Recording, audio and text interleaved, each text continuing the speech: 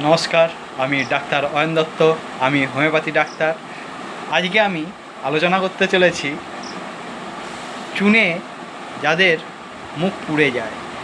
কারণ অনেকে অনেক বেশি পান খান, তো চুনে মুখ পুড়ে যায়। কয়েকদিন কিছু খেতে পারে না। সেই বিষয়ে আজকে আমি আলোচনা করব। যারা পান খান তাদের জন্য, যারা পান খেয়ে চুনে মুখ পুড়ে যায়, এই টপিকটা তাদেরই জন্য।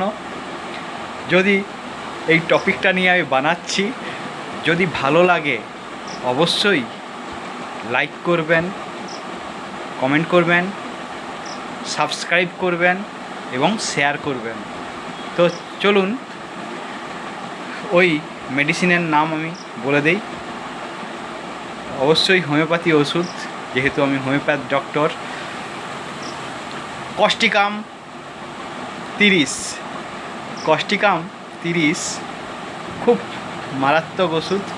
যদি চুনে জিভ পুড়ে যায়, আপনারা খান, দেখবেন পুরো যাদের চুনে জিভ পুড়ে গেছে তাদের খুব তাড়াতাড়ি ভালো হয়ে যাবে। নমস্কার।